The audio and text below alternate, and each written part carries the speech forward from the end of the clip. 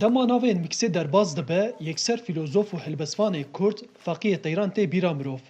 Li ev bajarok bi xwezaya xwe ya bedew jî bi nav û deng e. Bajarokê Miksê ji navenda bajarê Wanê 110 kîlometra dûr e. Di nava çiyayên bilind de ye. Rûbarên Miksê di nava dol û çêmên asê da bo aliyê herêma Botanê diherike û tevî çêmê Diclê dibe. Di vê rêwîtiya xwe da reh dide derdorê xwe û jîngehê dewlemend dike. Di meha mijdarê da wek her der bi rengên payîzê hatiye xemilandin, dîmenên hêja ter dikeve pêşberî me. Rûnişvanên Miksê jî bi hatina payîzê dest bi amadekariyên zivistanê kirine. Komek rûnişvan li serkaniya Miksê hiriya ku di serê havînê da ji pez birîne dişon. Bi vê hiriyê doşek û lihîfên stûr çê dikin ku xwe ji zivistana dijwar ya Miksê biparêzin. Aliya Uğurluya çil salî ji gundê Çolhanê û wê havîna xwe bi bêrîvaniyê ve derbas kiriye û nihê jî hiriyê dişo. Am tişna zûzonên pazê tibrin, şîrê dûşe,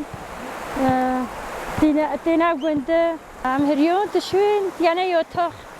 Yani lihêfê dûşekan bîko. Hey bîro vestanê dibînî hiriyê dişûn. Yotaxan çîtken, temîzlikê didin û sotke.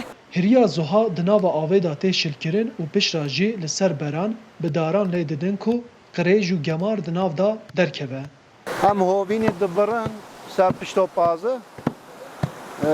Poyîzê jî wextê bi hêj vistanê hatî em dişûn gene yotax xwara. Çemê Miksê ku ji nava şikeftê diherike bi serkaniyê hatiye binav kirin. Gava mirov li ber çem rûdine bi dengê wê şa dibe.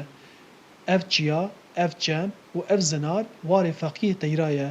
Kî dizane belko ew jî li vê derê sekiniye û li vê ciwaniyê mêze kiriye.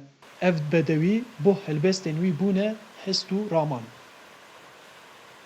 Arif Aslan, Dengê Amerîka, ji bajarokê Miksa Wanê.